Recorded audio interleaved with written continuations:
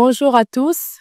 Je suis Sarah Imba, servante de Dieu à l'église évangélique Elim, au département de la jeunesse, plus précisément à la chorale. Je suis aussi au département de la presse. Mon témoignage est le suivant. Le mercredi, avant que nous puissions commencer le jeûne, les 24 jours, j'avais des maux de tête, de très très forts maux de tête et ma santé était vraiment très dérangée par rapport à ça.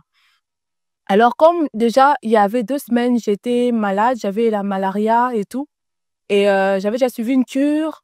Alors, je me demandais vraiment d'où venaient ces maux de tête. Alors, c'est ainsi que j'ai parlé avec ma sœur, elle m'a dit que c'était peut-être une grippe. Alors, elle m'a donné certains médicaments contre la grippe, mais les maux de tête ne finissaient pas. J'avais très, très mal à la tête. Le dimanche, parce que nous avions commencé le jeûne le vendredi, le dimanche, je rencontre le docteur Julie à l'église ici, les gens la connaissent. Je lui parle, je lui dis, docteur, je me sens pas bien, j'ai des très forts maux de tête. Elle me dira, tu as suivi une cure de malaria? Je dis oui, ça fait combien de temps? Elle m'a dit, je lui ai dit que ça faisait 2 semaines. Et c'est ainsi que elle va me dire de changer de molécule. Elle m'a dit, change de molécule pour donc que je change des médicaments, que ce que j'avais pris contre la malaria avant que je puisse les changer. Elle m'a demandé de prendre un comprimé par jour. Comme j'avais déjà suivi la cure, que je prenne un comprimé par jour, je me suis dit que je n'allais pas arrêter mon jeûne. Alors, comme c'était un comprimé par jour, j'ai profité, je jeûnais la journée et comme on mange le soir, je prenais mes médicaments le soir. Je termine la cure, mais les maux de tête ne baissaient pas. J'avais atteint un niveau où, pour dormir, je devais prendre des Doliprane. J'ai même terminé la boîte là des Doliprane parce que tous les soirs, je devais prendre. Un soir, lorsque je me réveille pour prendre les Doliprane pour dormir, parce que j'avais des très forts maux de tête, je n'arrivais pas à dormir, je trouve qu'il n'y avait pas de Doliprane.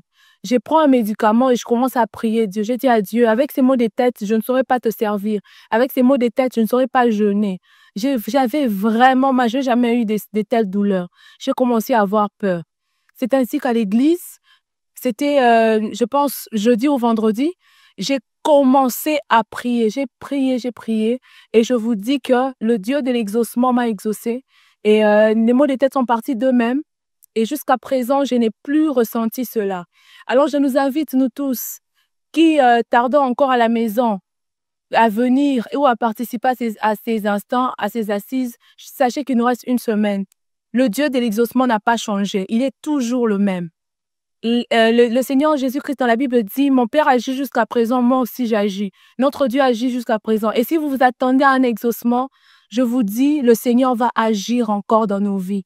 Et je bénis le Dieu de l'exaucement de m'avoir donné vraiment la guérison. Bonjour, pasteur. Bonjour, Comment allez-vous? je vais très bien par la grâce de Dieu. Comment vous avez trouvé votre séjour? Je bénis vraiment le Seigneur pour ce séjour que j'ai passé dans ce pays merveilleux et je suis vraiment très ému de l'ambiance, de la présence de Dieu à l'église, les frères, ceux qui sont venus m'accueillir. J'ai reçu un très bon accueil et pour ça, je rends grâce à Dieu. Que Dieu bénisse toute la communauté évangélique Elim. Amen. Amen. C'est votre première fois à Kinshasa? Oui, bien sûr. Ok. Et comment vous s'est passé le séminaire pendant tous ces 3 jours? Par la grâce de Dieu, le séminaire s'est bien passé. Le prodige Jules n'avait parlé du Dieu qui nous exauce par les prodiges, par des miracles. Ensuite, nous avons donné quelques exemples de certaines personnes qui ont expérimenté vraiment des prodiges, des miracles dans leur vie. Et nous croyons qu'aujourd'hui, Dieu continue toujours de répondre et de pouvoir exaucer nos prières. Et pendant le culte de ce matin, nous avons vu qu'il y a aussi cette grâce-là que Dieu nous fait d'avoir l'exaucement quand nous persévérons. Il y a aussi cet exaucement que Dieu nous donne lorsque nous venons à lui avec de bonnes pensées et que nous restons dans la foi. Et le Seigneur nous apprend beaucoup de choses pour que la bénédiction qu'il nous donne au travers de l'exaucement puisse demeurer toujours avec nous. Et je pense que Dieu a béni chacun de nous et que cette bénédiction va demeurer pour toujours dans le nom de Jésus-Christ. D'accord, pasteur. Quel message vous donnerez aux personnes qui s'attendent à un exaucement pendant ces temps de prière? Merci. Je vais leur donner un seul conseil, c'est toujours espérer en Dieu. Celui qui espère en Dieu verra toujours la grâce de Dieu, la bonté de Dieu se manifester.